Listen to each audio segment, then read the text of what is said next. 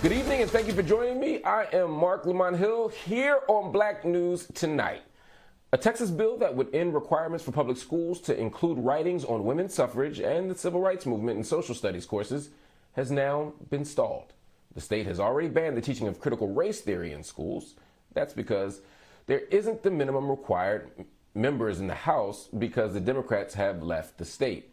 The lawmakers fled to Washington, D.C. last week to keep Republicans from having a quorum.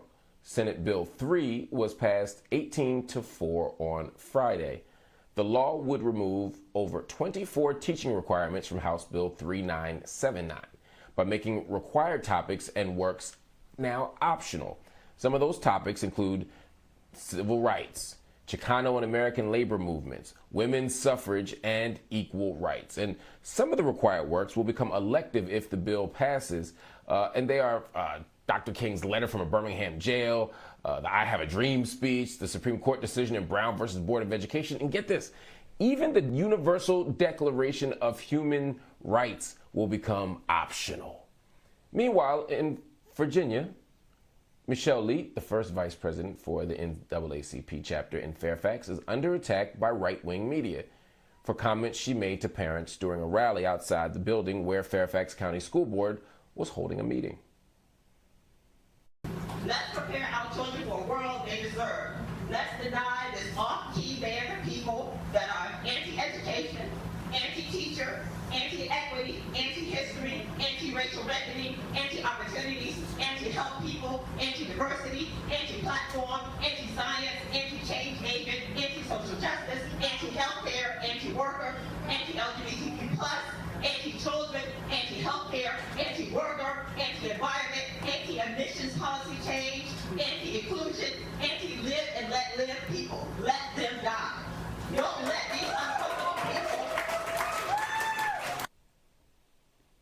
Well, after this, she has been under right-wing media attack, and she was forced to resign from her position of Vice President of Communications for the Virginia Teachers and Parents Association. According to the Washington Post, she said that she didn't mean to wish death on parents who are opposed to teaching race history in schools, but that she hoped the parents' right-wing ideals would die. So, first of all, I understand where the sister was coming from. We do want ideals to die. We want bad ideals and ideas to die. We're not calling for the death of people. We're calling for the death of the ideas that people promote. We're not calling for the death of white people. We're calling for the death of whiteness as an identity or a construct. The idea here, though, is that when someone has the courage, the temerity to stand up and speak out against evil in this world, whether it's white supremacy, whether it's class antagonisms, whether it's homophobia or transphobia, whatever the thing might be, the enemies of justice and freedom are always wordsmithing. They're always picking apart every single word, not trying to find understanding, not trying to find consensus, but instead simply trying to find a slip up so they can justify doing the very thing that they say they hate. Cancel culture. They say that they don't like when people get put away for bad ideas. They say that the world's too politically correct these days, but what they really mean is they want the ability to say what they want to say without any accountability, any consequence. But when people on the other side, people who actually care about justice, people who actually care about poor people who actually care about the vulnerable, speak up and speak out, instead of listening to what they're saying, instead of responding to our cries for justice, instead of trying to advance humane and principled public policy, instead of that, you know what they do? They say, oh, you said that word, you said die, so you got to go. And then they cancel you. So hopefully, at this moment, this sister can get her job back. She can be put back in the right position, but more importantly, we can see this as yet another example of the fact that the right does not care about cancel culture one way or the other. All they care about is reserving the right to be as disrespectful, as racist, as sexist as they want to be, while preventing anybody who loves justice from advancing their position. All right.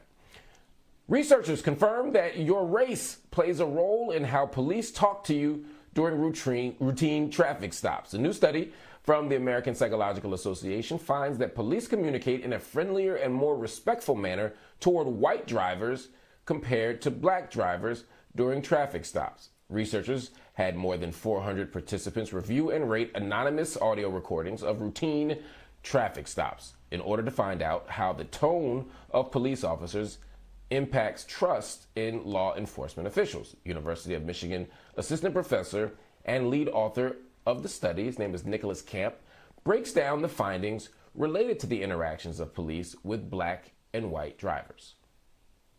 Wasn't surprised that there was some disparity, but I was surprised to find it in part of communication as subtle as tone of voice. So that part really stood out to me as a researcher. And in terms of what comes to this research, I just want to echo the importance of communication as a skill that's a necessary and critical part of policing. We know from other lines of research that people's everyday interactions with law enforcement are common but really consequential for their trust and even where they themselves follow the law. So I would like to see some of these lessons, now that we know how important communication is in building or eroding community trust, see that as being an essential part of policing and not just something to add on top of some of the hard skills. More than 20 million Americans get pulled over by police each year, with black drivers being 20% more likely to get stopped by police compared to white drivers, according to a separate study by the Stanford Open Policing Project. And now, the latest from Haiti.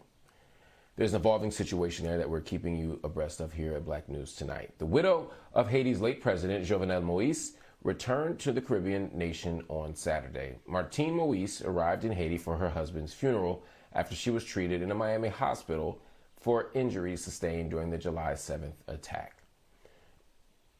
It's official. The interim prime minister of Haiti, Claude Joseph, has stepped down from power, and he will be handing over the reins of leadership of the country to Prime Minister Ariel Henry, who was named for the post by President Moïse prior to the assassination, and a former member of Haiti's Ministry of Justice is suspected to have ordered the killing of Haiti's president. That is according to an investigation by authorities in both Haiti and Colombia, together with Interpol. The American Academy of Pediatrics is recommending that all students over the age of 2 wear a mask, despite what the Center for Disease Control saying students are not required to wear a mask if fully vaccinated. The leading pediatric organization is calling for universal masking, pointing out most school-aged children are not yet eligible for the COVID-19 vaccine. Pfizer, the only vaccine currently available for children, only goes for ages 12 to 16.